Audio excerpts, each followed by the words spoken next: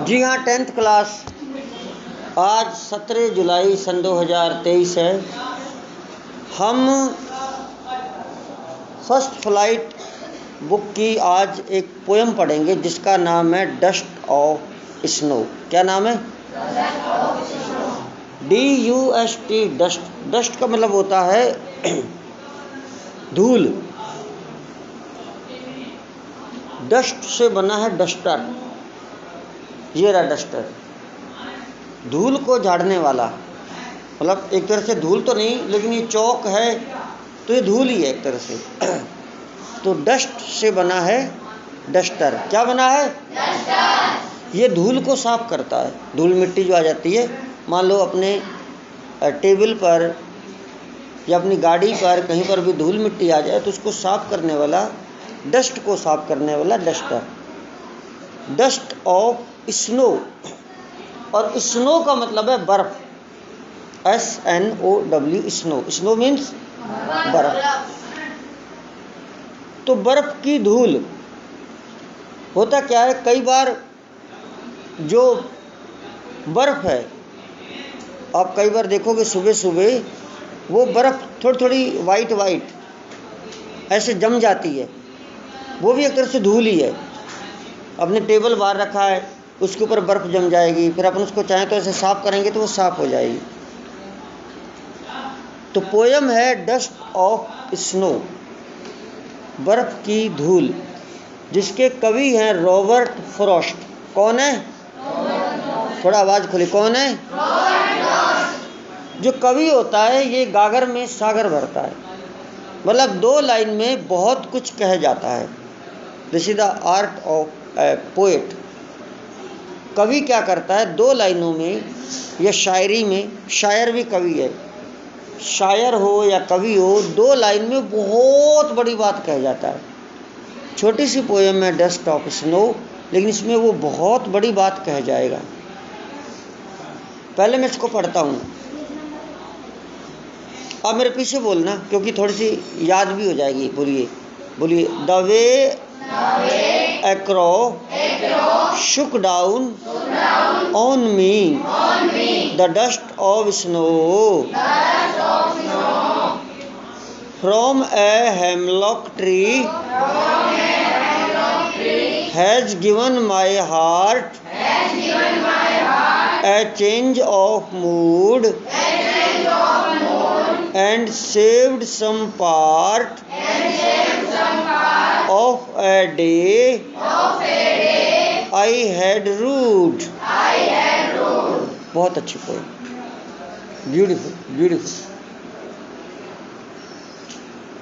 कई बार हम दुखी हो जाते हैं, हम लोग उदास हो जाते हैं। सुन लो बेटा। और उदास होकर फिर हम कहीं बैठ जाते हैं और हम कोसने लग जाते हैं, भाई मेरे तो नसीब में कुछ भी नहीं है, मेरे तो मुकद्दर ख़राब हैं, मुझे ये नहीं मिला, मुझे वो नहीं मिला, उसने लड़ दिया, ये है वो है। तो कई बार हम दुखी होके और कहीं बैठ जाते हैं और हम पछतावा करने लग जाते हैं। कोई हमसे गलती हो जाती है, उसके बारे में, भाई मेरे को ये ना करता तो ये नुकसान नहीं होता। तो ये सब करने से क्या है, सिर्फ और सिर्फ टाइम ही वेस्ट है। उससे होना क्या है, आप दुखी होके निराश होके कहीं बैठ रहे हैं, कहीं सोच रहे हैं, it is just share wastage of time. Time की बर्बादी और कुछ भी नहीं, उससे कुछ होने वाला नहीं। मुस्कुराओ, खुश रहो और अपना कार्य करो बस। पछताने से कुछ नहीं होता। आप देखेंगे कई लोग बहुत ज़्यादा दुखी हो जाते हैं और वो डिप्रेशन में चले जाते हैं। इतना दुखी हो जाते हैं डिप्रेशन में, जैसे मूवी वगैरह में दिखाते हैं, सीरियल्स में दिखाते हैं, वो डिप्रेशन में चले जाएंगे और फिर पागल हो जाएंगे। वो कई तो मर जाते हैं, आत्महत्या कर लेते हैं। दुखी हो गए, मैं जी के क्या करूँगा, दर्द भरे गाने सुनने लग जाते हैं। They listen to sad songs और दर्द भरा गाना चल रहा है और आंसू आ रहे हैं उनके, रो रहे हैं, कौन धोखा दे गया कौन नहीं दे गया। ऐसे लड़के लड़कियां नौजवान बेफालतू का टाइम वेस्ट कर रहे हैं। क्या कर रहे हैं? टाइम वेस्ट कर रहे हैं। अरे वो है सही, तो वो है जो आपको धोखा दे गया और दूसरी जगह शादी कर ली उसने, आप रोते रहो। देखो एक इस छोटी सी लाइन में कितनी बड़ी बात बताई है कि आप कभी भी पछतावा करोगे और पछतावा करके अपनी सेहत का नुकसान करोगे और नुकसान करके आप कुछ नहीं मिलना। अरे आप मुस्कुराओ और अपने कार्य निरंतर करो जो करना है। ज़िंदगी आपकी है, it is life is yours, है ना। तो बहुत अच्छी बात बताई है। अब इसको लेखक कैसे समझाता है, कवि कैसे समझाता है? कहता है द वे ए क्रो, आप मत बोलना इसको, जिस तरीके से एक कौवे ने,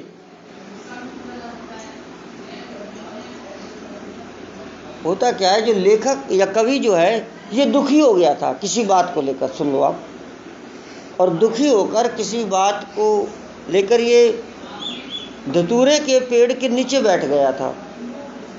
धतूरे का पेड़ जो है कड़वा होता है, शायद कड़वा होता है, उसके नीचे बैठ गया था और सोच रहा था क्या करूं। तो कहता है द वे ए क्रो, आप इसकी हिंदी समझ लीजिए, बिल्कुल आसान है। द वे वो तरीका, रास्ता, द वे जिस तरीके से ए क्रो एक कौवे ने, शुक डाउन ऑन मी, मतलब धतूरे के पेड़ के ऊपर बैठ के थोड़ा उसको हिलाया पेड़ को और मेरे ऊपर कुछ पड़ा, बर्फ़ की धूल होगी वो पड़ी, बर्फ़ पेड़ पे जम रही होगी पत्तों पर। तो कहता है the way A crow Shuk down on me the dust of snow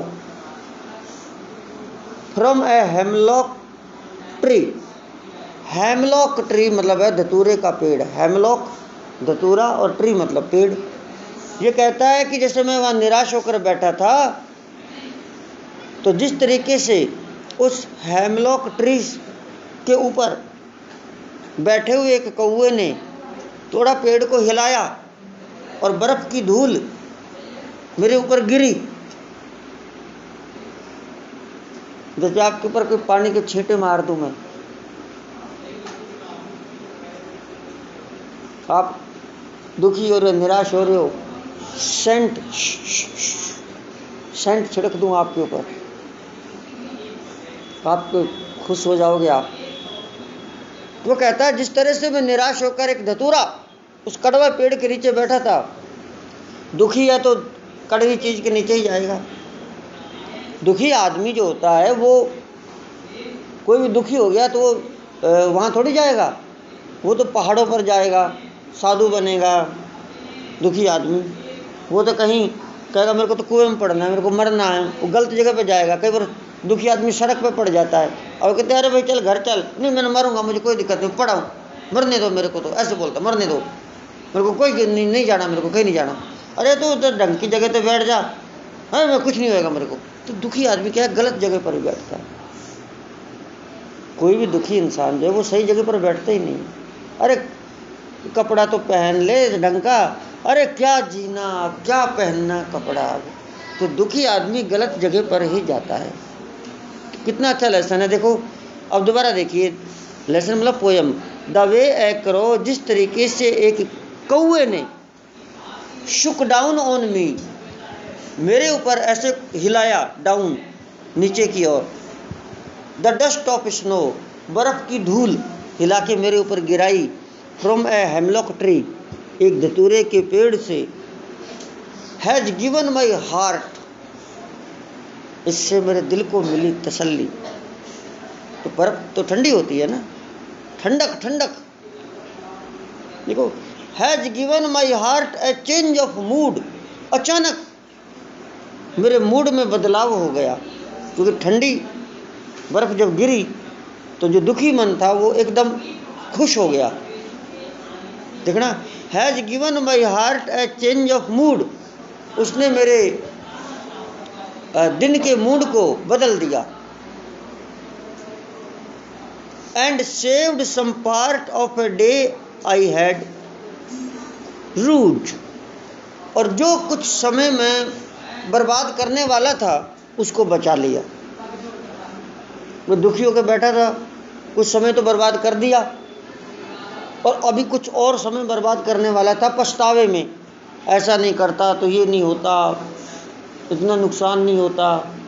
सोच ही रहा था कड़वे पेड़ के नीचे बैठ के, जैसे कौवे ने हिलाया, बर्फ़ की धूल गिरी उसके सिर के ऊपर और ठंडक पड़ी, एकदम उसका मन खुश हो गया। और जो बर्बाद उसने दिन कर दिया, बाकी का बर्बाद दिन होने से उसने बचा लिया। दोबारा इन्हीं लाइनों को देखना।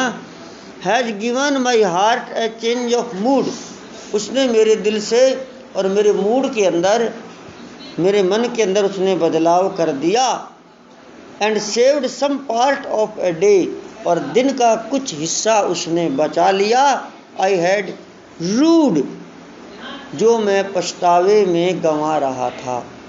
रू का मतलब होता है बर्बाद करना, रू, आई हैड रूड, और पछतावे में गंवाना, जो मैं पछतावे में गंवा चुका था कुछ और कुछ गंवाने वाला था उसको बचा लिया। और दोबारा इस पोएम को बोलिए। The way A क्रॉ shook down on me, the dust of snow from a hemlock tree has given my heart a change of mood. Change मतलब बदलाव, मूड मतलब मेरा मूड खराब है तो मूड सही हो गया। And saved some part of a day I had rued. कितनी सुंदर कविता, कभी सुनाओ ना, कभी 26 जनवरी पे, कभी सुनाओ ना 15 अगस्त पर। देखो अब मैं अकेला गा रहा हूँ, आप मत बोलना। द वे ए, आप बोलोगे पीछे मुझे पता है, मत बोलना। The way A क्रॉ shook down on me, the dust of snow from a hemlock tree has given my heart a change of mood and saved some part of a day I had rued। तो ये रही poem, और बहुत अच्छी poem है। और आज के लिए आपको पोयम को एक तो लिखना है, राइट दिस पोयम, होमवर्क के लिए उसको याद भी करना है।